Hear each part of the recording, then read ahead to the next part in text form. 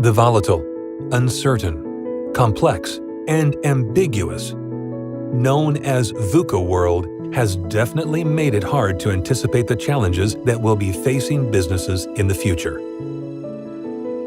With an unpredictable business landscape, super-informed customers, and super-empowered employees, the tried and tested business strategies are no longer valid for today's business challenges. The future holds challenges that are unprecedentedly different. They are known to be human challenges and so require a human-centric approach to be solved. Sustain Leadership Consultancy is a tailored solutions partner with its gaze turned toward the future. Through our SEEDS model, we focus on creating people-centric strategies that will have a lasting positive impact on the organization. We work with our clients to identify disruptive solutions to their challenges, design unique customer experiences, while creating engaging workplaces for their most valuable resource, their teams. The idea behind our approach is simple. We believe that the best and most successful businesses are both human-centered and long-sighted. After all, a business culture isn't defined by its products or services, but by the people who innovate, imagine, and create for its sake. As a networked organization, we draw upon and integrate talent of recognized leaders in their fields to customize the right team for the right project. Our portfolio of 50-plus consultants have been serving happy customers in the Middle East, Europe, and Africa for more than 15 years, working with major corporations, governmental and financial institutions, NGOs, as well as SMEs. Our promise to our clients: your teams will demonstrate stronger dynamics and will be aligned around a shared vision. Your leaders will elicit entrepreneurial activity and create a culture conducive to innovation.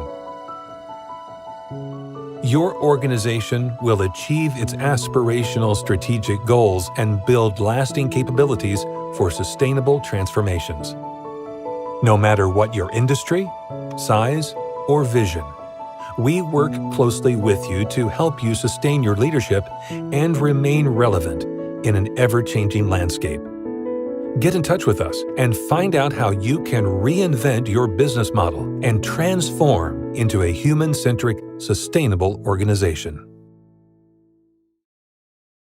Good evening, everyone, and welcome to Sustain Leadership Webinar Series and another guest and another topic that's of interest to the majority, especially as we are still battling with the aftermath of the pandemic that has impacted the business landscape and our lives and the environment in an unprecedented way.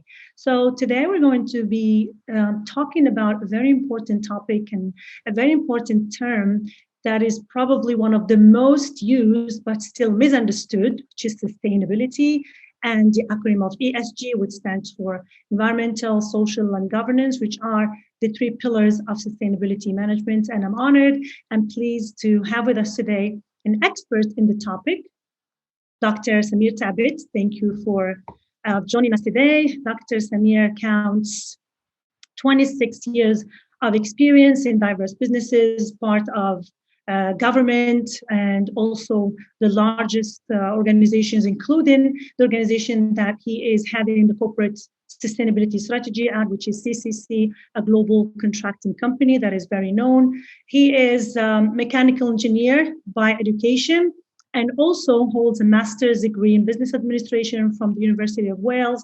In addition to that, Dr. Samir holds PhD in the topic he's going to be talking about today in sustainable development and diplomacy from Euclid University.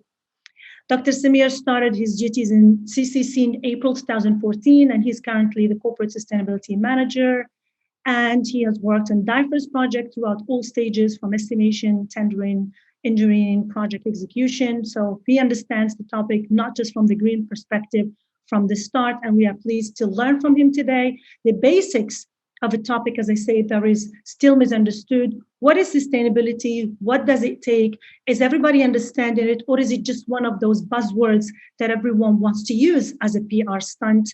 And we couldn't be more pleased to have someone like you to clarify and give us more education on the topic. So the stage is yours.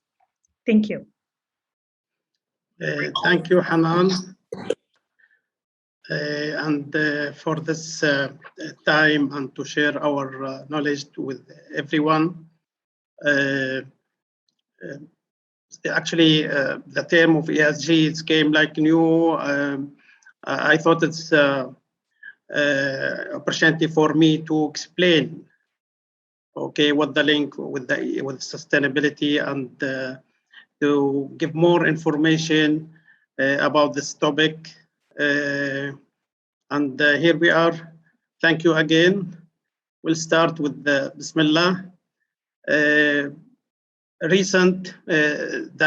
We can notice the COVID-19 pandemic and the climate change issue highlighted the critical need for making a responsible business that is establishing new level of resilience into a global operation. Businesses that create lasting value and avoid risks to people, planet, and the economy. We know the three pillars for sustainability before. We are talking about economic, environment, social.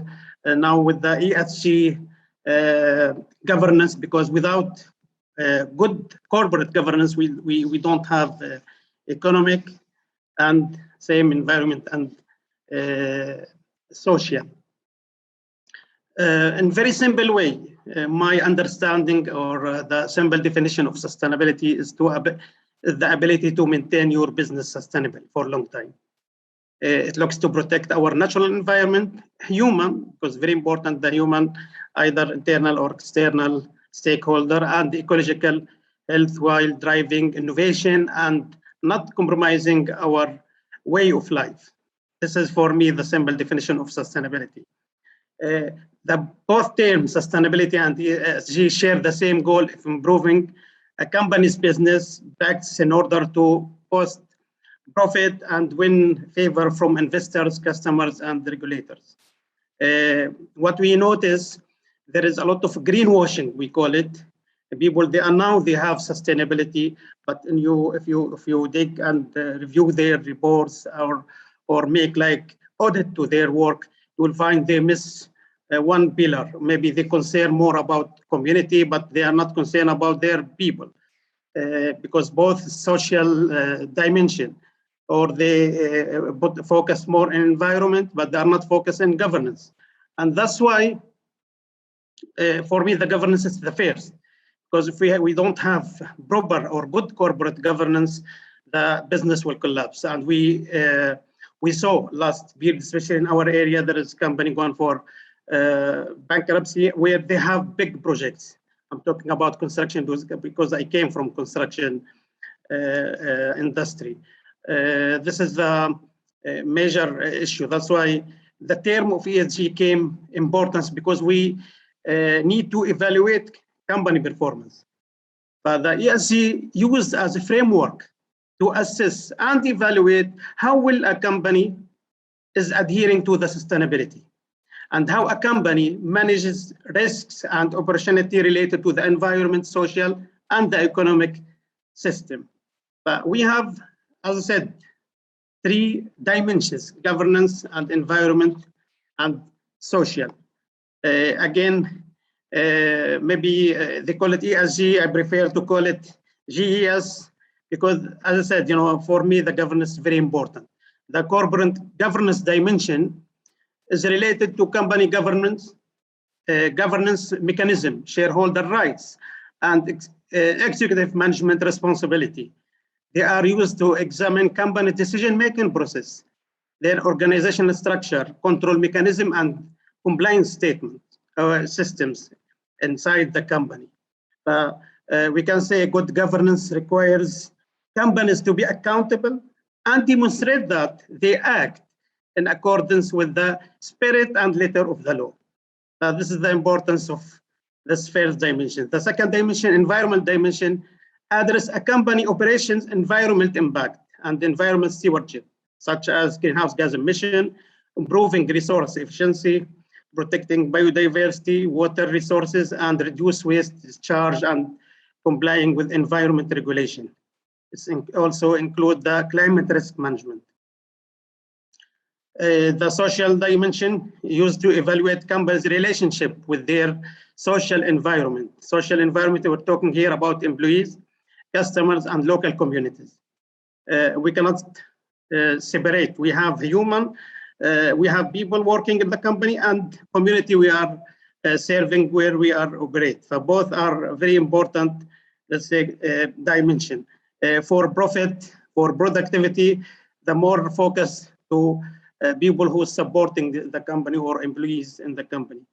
We have the major, let's say, factor here, the employees engagement, workplace safety, diversity and inclusion, customer satisfaction, and even data and privacy. But the ESG here have a significant impact. Why it's importance in today's business? Because have significant positive impact on fundamental business issue related to relevant to the long-term success for any company across industries. You know, we are not, we should talk separate between each industry because each industry has separate, let's say, requirement. But in general, if we talk about the ESG or ES, we'll start with the governance. If we have sustainability practice, good sustainability practice, it leads us to government support, subsidies, overcoming increased regulatory pressure, and better investor relation.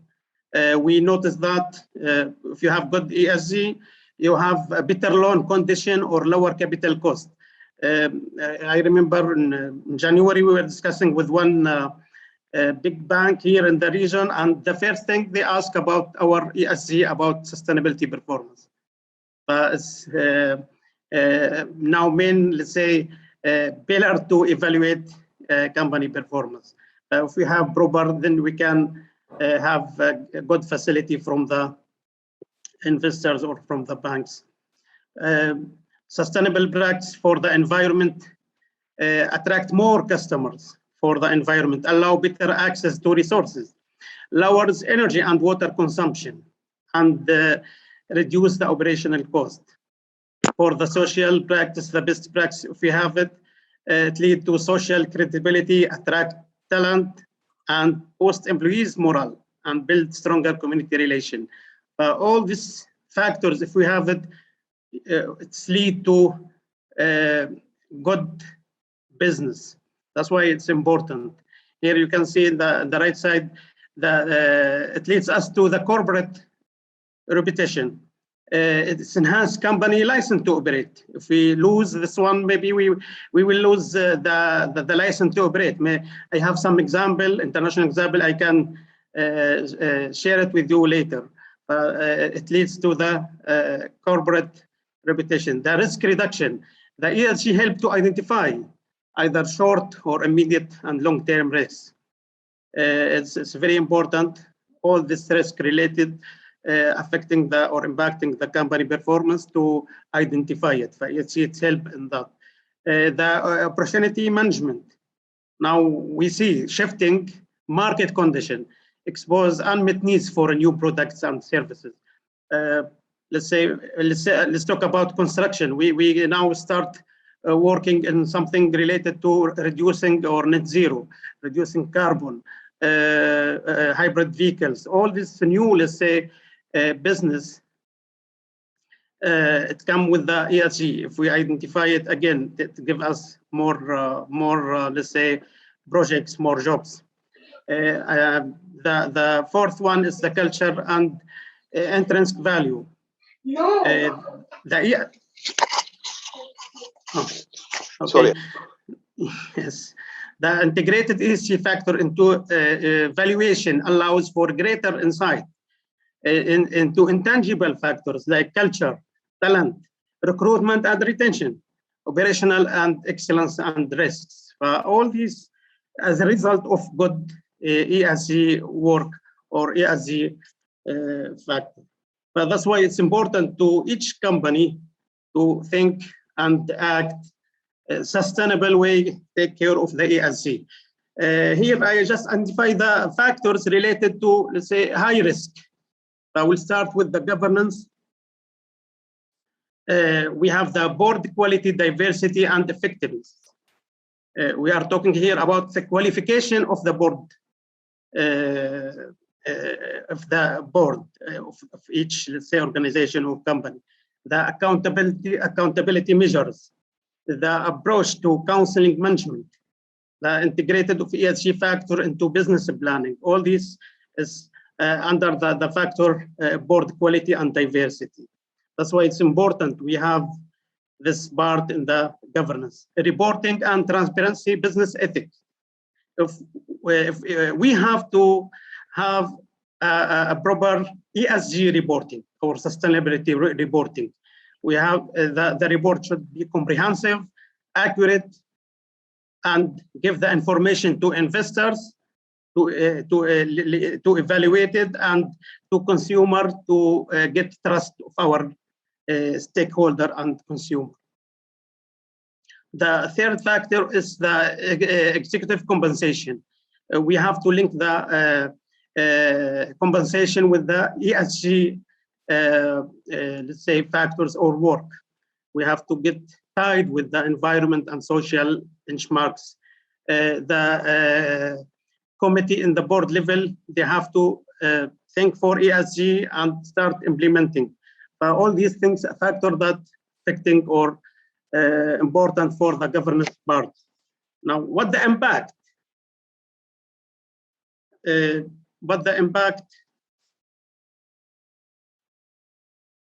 Okay, the impact of those factors incorporate.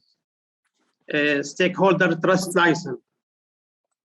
First of all, if the company approach to the governance, if you have proper approach, or let's say, let me say it, improper approach, whatever, is either enhance or damage those risks, the stakeholder trust license to operate, the enhanced risk management, and long-term value creation.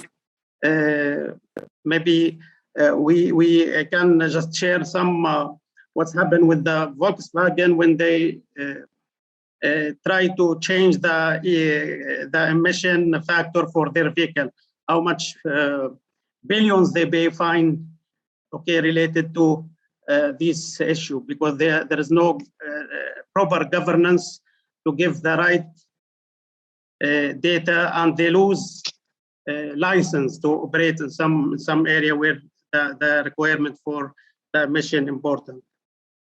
This is the factors related to the governance. The environment factor, we have the climate change.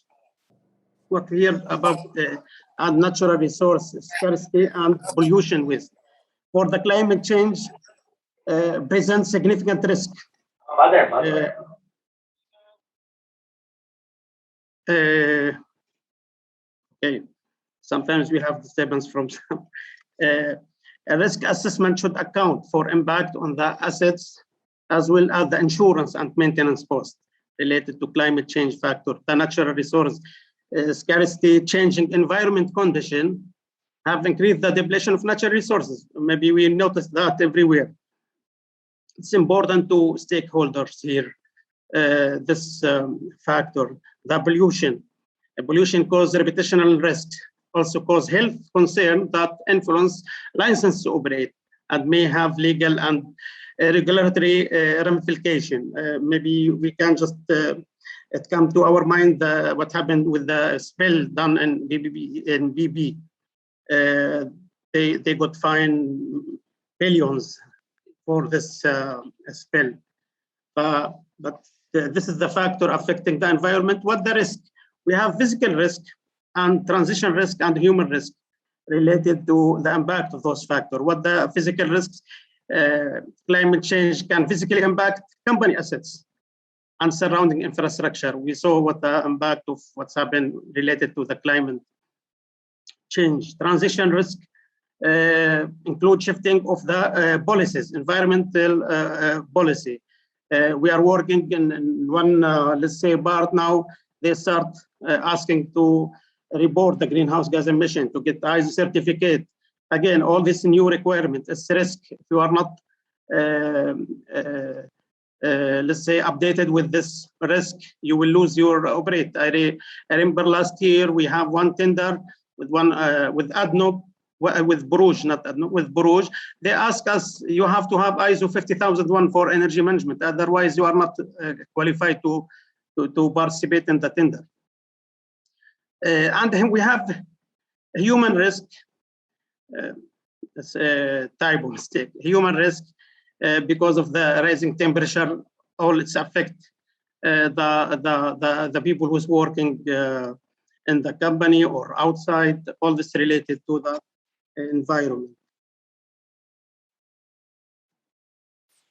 For social factors, we have some factor where it has risk to the company and some less risk, like community engagement, because still we don't have, let's say, some regulation here ask for community engagement. If we are not engaging, then we will lose projects or lose tenders. But the major or high risk factors like human capital management, we're talking about the skilled labor shortage, uneven wage growth, and technology and evolving market trends, product and service safety.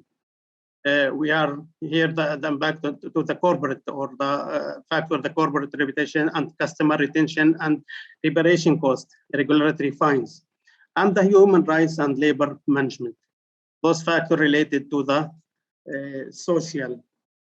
But with the impact of those factors, we have for the employee, the recruitment, engagement, retention, and the greater productivity and performance. From my previous experience, if you care about your people, they will be more productive, you will make more profit. If you don't care about employee, engaging employee in the work, make them happy, you will lose the productivity, you will lose money. This is just it's a simple equation. Customer, the risk for customer impact for the convenience of your product, service, the sustainability, environment sustainability or social impact or customer experience. Again, very important. This is the impact related to customer or communities. If you have anything to support whatever local community, you will get back the support from the community, even government. We noticed that recent we have some condition here in Dubai government. If you have through the award ITARA, that means you are caring about your labor, about your community, you will have access to more facility. Actually, all these factors are linked to welfare of companies' interests, enhancing the company license to operate.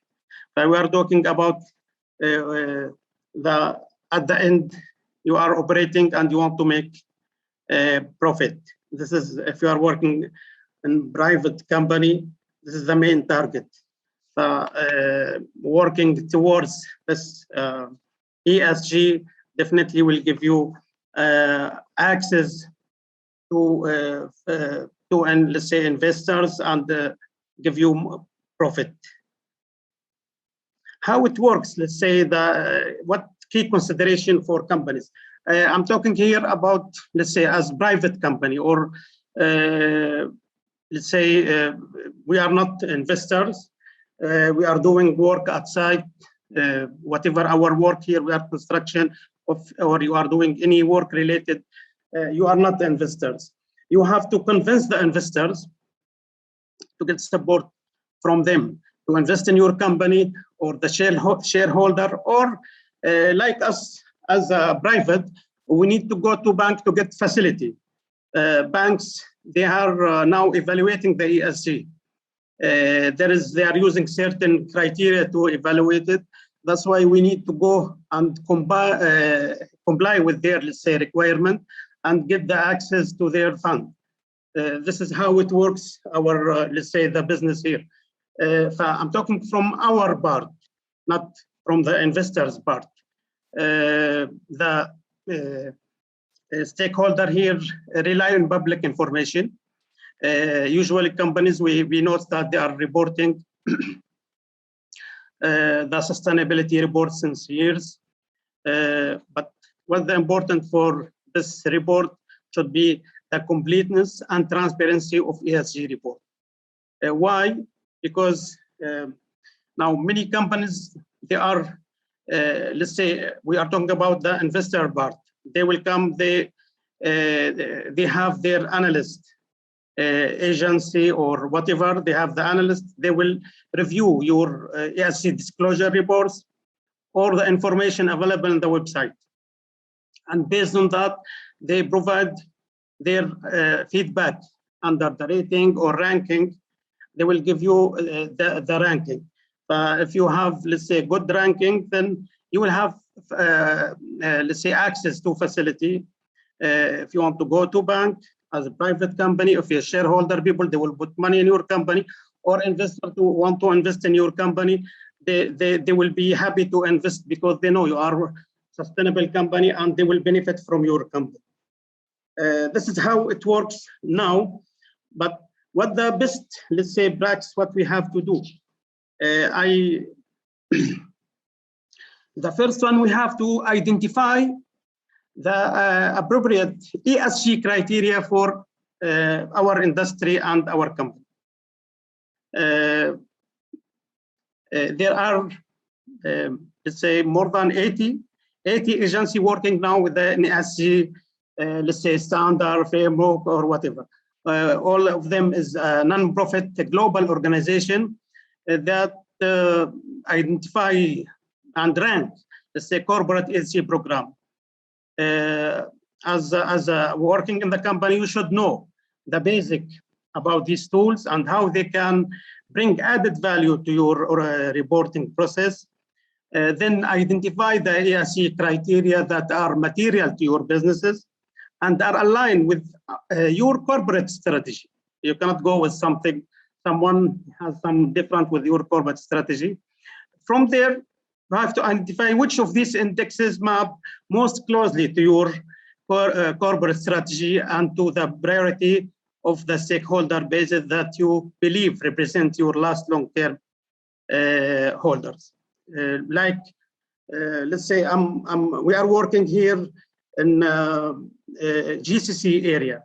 I'm thinking to my company's shareholder in Dubai or Abu Dhabi or Qatar or Riyadh stock market.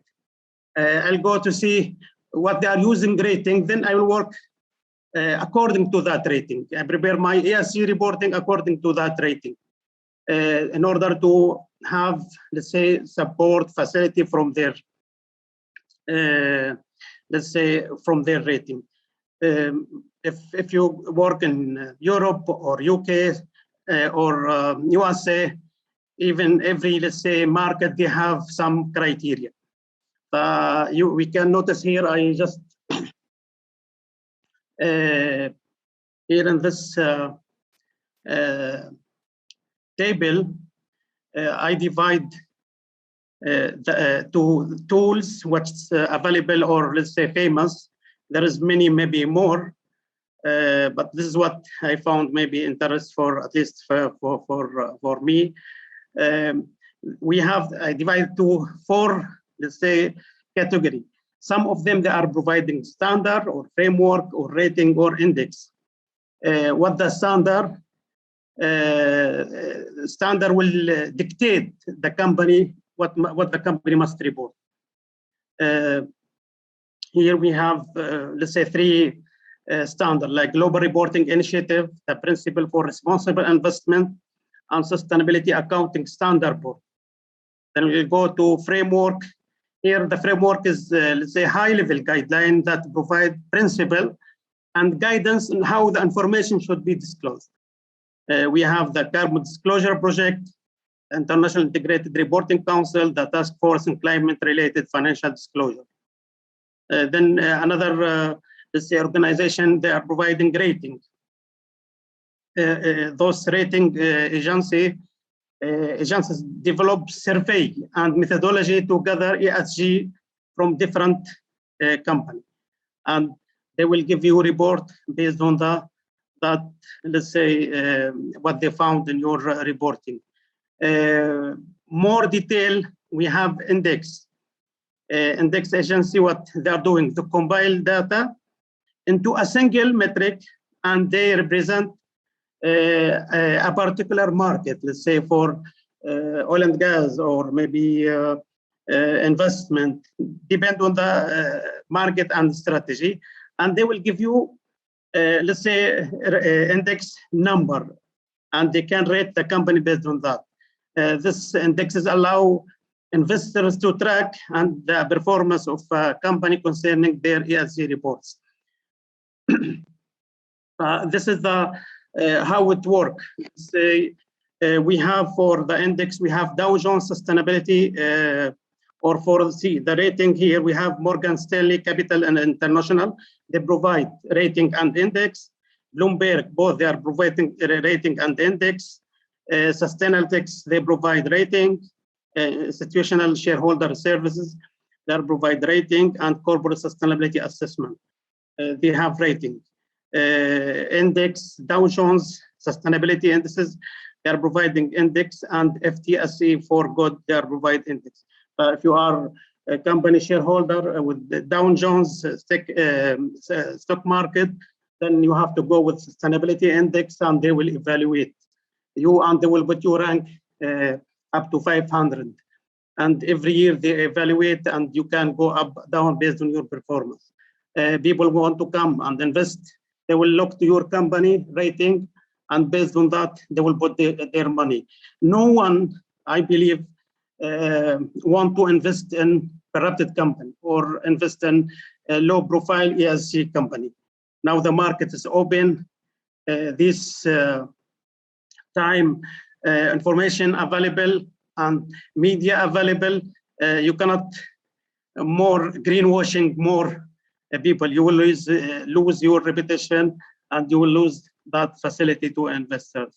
This is how it works. Now you identify which rating proper for your company. You start reporting. For us, we start reporting to Global Reporting Initiative. We are in the process to announce our net zero commitment, and we'll go with the sustainable. We'll go with the Carbon Disclosure Project.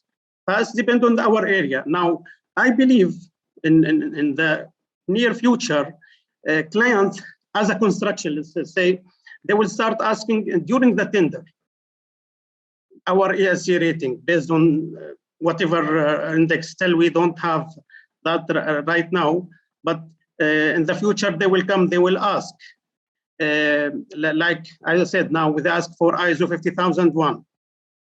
Maybe next year they will ask for the ISO of sustainable procurement for greenhouse gas emission, and they will ask for the ESG rating. Depend on the area. As I said, there is more than 80. You cannot go. You have my idea to select 3 to 4, maybe maximum. More than, you will lose your resources, your money, because all this non-profit organization, you have to pay money to them to get your evaluation. You have to just to see what's proper for you, and you have to go ahead and report. Now, the second point, to connect ESG reporting to your core business strategy is very important. What the role of your company playing in the world beyond the stakeholder investment, attraction, and market leadership. You have to ask yourself or company what doing for the environment and society. Is the board from your company taking ESG conscious decision? Is your company making effort to reduce the carbon footprint? Are you engaged with community, supply chain communication, and committed. You have all to make sure these factors are available in your business strategy and start now reporting. The third best practice to tell your story and stay true to it. Once your company has determined the appropriate criteria for ESG framework, you have to establish metric, measure them on a regular basis, and share progress publicly. Otherwise, you will be accused to as greenwashing. This is now the new trend come in the market. If we saw people, I have many, let's say, company going for bankruptcy, and you'll go their website, you'll find they are sustainable. They have 1, 2, 3, many initiatives. You have to do it proper, then you will get your evaluation. You will sustain your business. Now, during my study in the PhD, my dissertation, I decided to build a sustainability index for construction company. This may help maybe I'm pretty sure, let's say in future, people want responsible people to come and work with them in their projects, big projects I'm talking here. They want people who is responsible, who has governments, who's responsible for the environment and social. This is one of the index I prepared. Still, I don't have name for it. Maybe then we'll add it to that table. But very simple, you divide it to the economic and governance factors or categories, environment, social. The governance, we have 13 factor or category. Then the environment, 7 category. Under each category, there is credit. And the evaluation for each credit can be measured to each company, either quantity or quality. Then for the social, we have labor practice, human rights, and society. This is, I propose it, or I develop it.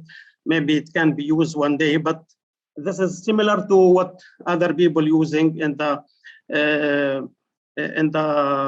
or evaluating. Now, if you will go with most, let's say, big company, they have procurement process, and they are evaluating company based on the ESG. But in order to put it in the ranking, you have to have sustainability index, evaluate each performance. This is only the way to keep our economy sustained.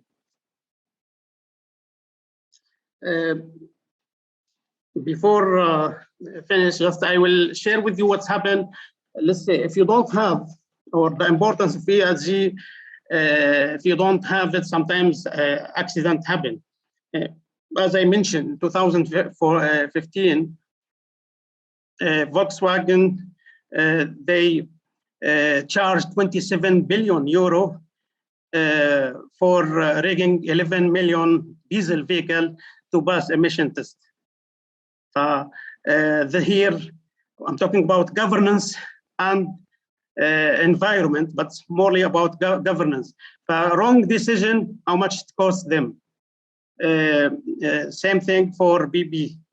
The Deeper Horizon oil spill cost them $53 billion fine, plus a reputation, maybe even the license to operate. These ESG, every company, they have to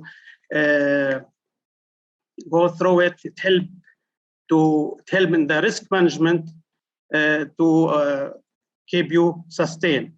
Now, finally, I want to just to say that in order to future-proof your organization in today's fast-changing world, companies need to balance the economic, social, and environmental consideration to ensure sustainable business.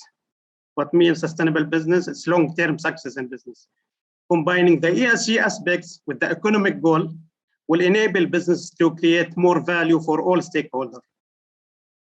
The last 2021 up to August, we see companies that had strong governance structure and responsible environment and social policies in place demonstrated greater resilience in the face of global recession. That's why the accelerated this, let's say, fact accelerated the rate of ESG integration and enhanced the quantity and quality of ESG disclosure around the world.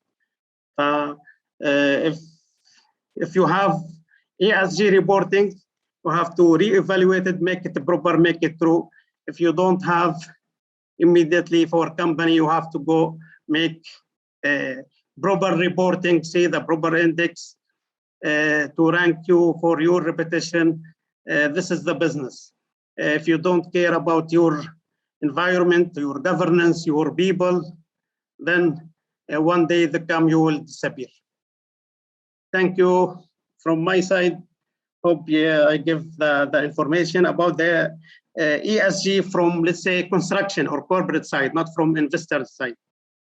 Thank you very much, Dr. Samir. It was very informative, and I think it clarified a lot of details about this famous ESG term for a lot of us. And I liked how you called it greenwashing, because I believe, and many of the participants would agree, that talking about sustainability has become more of a trend. So I'm not sure if we reach the level where leadership is really aware and convinced that this is the right thing to do, or through your experience. This is my first question. I'm going to open the space for, we exceeded time, but we didn't start on time. So would like to allow for a couple of questions from the audience. But before that, I wanted to just reconfirm with you, do you feel through your experience that business leaders are really aware and authentically are contributing to bringing more sustainability to the world because we need to solve our problems? Or it is more of wanting to do or being politically correct, or more it's about fear from penalties, or it's because of the incentives? As you said, some tenders now for some companies, they would require you to be more ESG friendly. So what's your take on that? If you see the, let's say, international companies that operate in Europe and America, yes, or especially in Europe, since they start with the commitment to net zero, and yes, they have. If you check their website, their reporting, yes, and same thing for USA.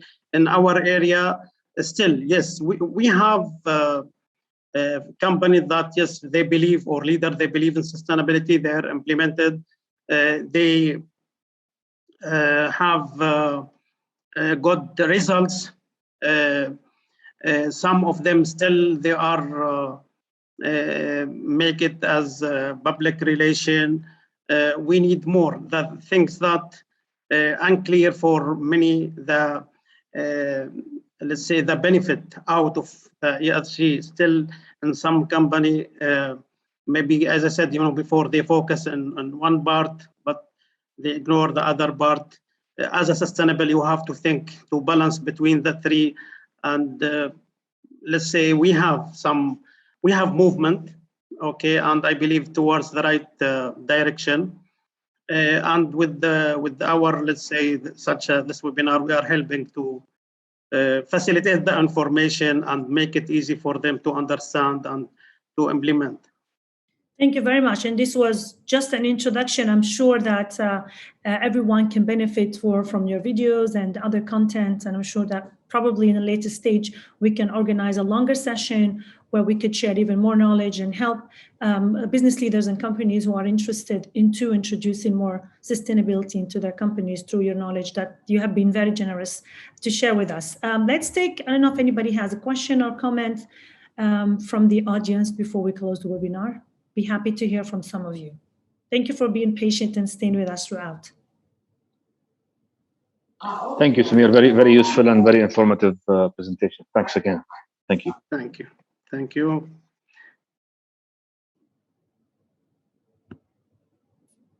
Okay, let me see in the chat. Okay, I guess everyone feels informed. A lot of people are thanking you. Thank you so much, Dr. Samir, one more time. It was a great session, and we hope that we have more people in the community that are willing to share their insights and to educate the community on such an important topic that we can all benefit from, especially in these tough times. Thank you, everyone, for being part of this webinar. We will be happy to welcome you again next month with another guest. And have a great evening. Thanks again, Dr. Samir. Goodbye, everyone. Thank you. Thank you.